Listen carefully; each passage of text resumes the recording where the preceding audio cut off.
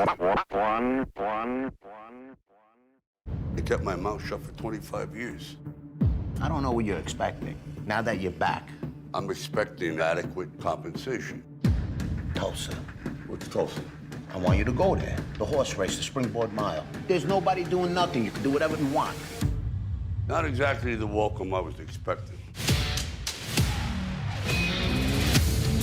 Name's Tyson. Welcome to Tulsa. $2,000 a week. You drive for me now. What crew runs this neighborhood? No crew up in here. We're in the middle of nowhere. This a one-off or one of many? Too soon to tell. All right, y'all, it's your boy Fro. And today I'm going to be talking about the new television series, Tulsa King, starring Sylvester Stallone. So ain't nothing to it but to do it. Stallone plays a mafia guy named Dwight.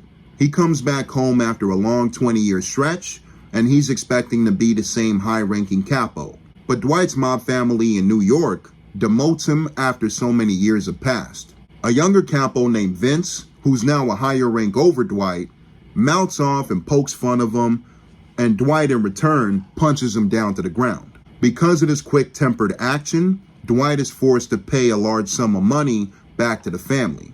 And just a side note real quick, if a capo is punched by another guy without the boss's say-so, then that guy would easily be killed. But it wasn't a biggie for me because I'm watching this show mainly as entertainment. The mob family forces Dwight to move over to Tulsa and start a brand new operation. Back in New York, we also have a side story of Dwight's family and how he's been estranged from his daughter for so long after prison time. When Dwight arrives in Tulsa, he plans on taking over various operations and pretty much building a brand new family of his own. He manages to partner up and persuade business owners with his charismatic good old fast talking. When he lands from the plane, Dwight is met with a black cab driver named Tyson. They immediately get into a comical misunderstanding over the word gangsta, and after taking over a marijuana dispensary ran by a man named Bodie, Dwight hires Tyson as his personal driver. Bodie's a rather serious stoner involved in a bigger marijuana operation outside of his dispensary, but he still gave me some big, dry laughs, especially with the banter between him and Dwight. I would even say Bodie is the brains of the operation, showing computer and financial skills. A woman named Stacy meets Dwight at the strip club while she's out partying with her friends. After some flirty banter back and forth, they get together, they do the deed, and they hook up for the night. But she gets grossed out and runs off, complaining about the age gap when she finds out Dwight's real age. Stacy is later revealed to be an ATF agent, and she eventually finds out Dwight's involvement with the mob, past and present. There's a lot of back and forth between the two after finding this out, of course, but she does help him and watch over his back for the most part, but I'll get to more of that near the end of the review. A man named Manuel follows Dwight when he arrives in Tulsa, but we come to find out that Manuel was also involved in the same mob family as Dwight. He moved to Tulsa to start a new life with his wife and kids. Manuel thinks Dwight was sent from the family to kill him, but after some confusion, Dwight eventually hires Manuel to be on the team. There's some turmoil and tension going on between Manuel and his wife after she finds out the real reason of why they moved to Tulsa after all these years. He also works at a horse ranch ran by a woman named Margaret. Dwight and Margaret start to get along, and she eventually becomes somewhat of a love interest to him. We also have a side story between Tyson the driver and his father, played by the great Michael Beach. Tyson loves his new position as a driver. He's getting the glamour and pizzazz. He's getting paid, but the father can sniff it out from a mile away that Dwight is involved with the mob, creating some tension in the home between Tyson and the family. I thought the dialogue between Tyson and his father and their overall dynamic was handled in a very relatable and, dare I say, rather realistic way. I thought Michael Beach had one of the better performances in the series as the father. Dwight pays a visit to a Tulsa bar owned by a guy named Mitch, played by the underrated Garrett Hedlund, who I know as Jack from Four Brothers.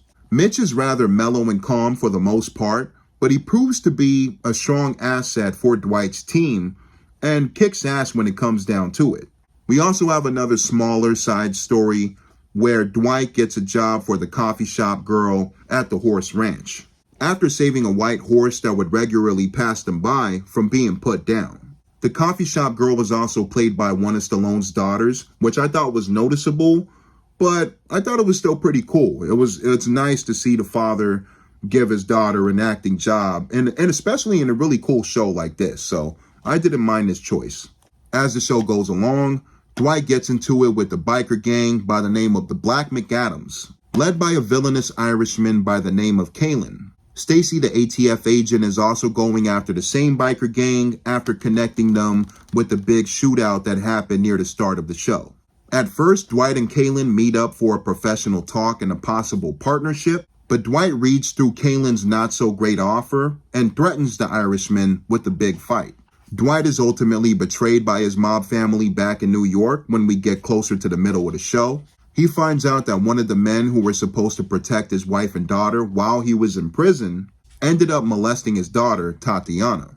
We have a very satisfying scene where Dwight goes full revenge mode. He sees red, he grabs the guy Nico, chokes him, beats him, and eventually stomps on his fucking head. Tatiana's very standoffish with her father after cutting off contact for so many years.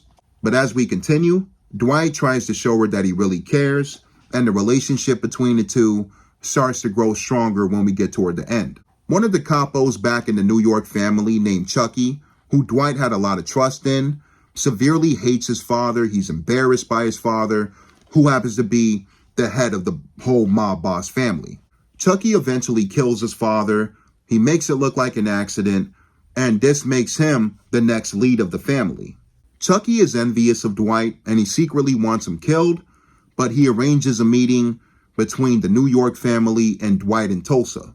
They arrive with the intention to kill Dwight, but Dwight outsmarts Chucky with his own team appearing around every corner with their guns, outmanning Chucky and the New York family. After the tense standoff, Dwight lets Chucky go, but he warns him to never come back to Tulsa.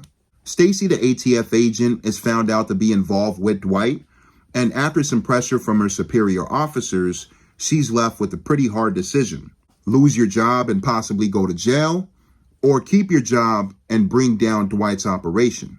As we get to the finale, the Black McAdam biker gang storm through Mitch's bar, where Dwight and the rest of the team are, and a big shootout pops off. It boils down to Dwight versus Kalen. They're throwing punches back and forth, and we get a rather brutal death when Dwight slams the back of Kalen's head and his body on some antlers sticking out of a wall. But here's what ultimately messed me up and made me shout at the screen. After a big success over taking down Kalen's operation, Dwight and his team, including Bodie, Tyson, and Mitch, are all celebrating at the bar, and Mitch is playing on his guitar, he's singing, they're all having a good time. Stacy pops up to surprise Dwight, and he's happy at first to see her, but just as we're thinking Dwight and his team in Tulsa are set up for a highly successful future, cop cars start piling into the parking lot. They approach Dwight, arrest him, and then put him in the back of the fucking car. All while Stacy stands there with not a word. Dwight's daughter Tatiana runs out, and she's immediately heartbroken to see her father going through the same process 20 plus years before. The last shot of the show is Dwight in the backseat, looking defeated, and we cut the credits. And that's Tulsa King. Moving on to my personal thoughts, I had an absolute blast with this show from start to finish. Stallone puts in a dynamite performance as Dwight Manfredi, and I'll even go as far as to say that this might be my favorite Stallone performance in about 10 years. We do have that snarky comical dialogue that we're used to hearing Stallone deliver, but I thought he felt very seasoned with that style here. He also manages to flex some dramatic scenes, like the scene while he's over the phone with his dying brother Joe, or the scene where Tatiana's revealed that she was assaulted when she was a kid. I thought the writing had a great balance between tension, drama, and comedy. There are multiple writers assigned to the show, but Terrence Winter, who's famous for The Wolf of Wall Street, Boardwalk Empire, The Sopranos, he handles a majority of it. Stallone and Terrence Winter dialogue are a hand-in-glove match. I really enjoyed this dynamic. Love the supporting characters like Tyson, Bodie, and Mitch. I will admit, the one character I didn't care for was Stacy. Now, there were times that I didn't mind her, and there were some decisions where I felt she had Dwight's back. But the eventual ending made me super royally pissed off at her and made me throw in the fucking towel on her character. But to wrap it up, this was an absolute blast for me to watch, and I highly recommend it. I'm going to give Tulsa King a 9.5 out of 10. This was a show that I highly enjoyed. Again, I think this is Stallone at his best in a very long time. But that's it, y'all. It's your boy, Fro Thizzle. Until next time, what did you think about Tulsa King? Did you like it? Did you hate it? Comment below. Hit the subscribe button. And until next time, peace. Hope you enjoyed the review. Fro.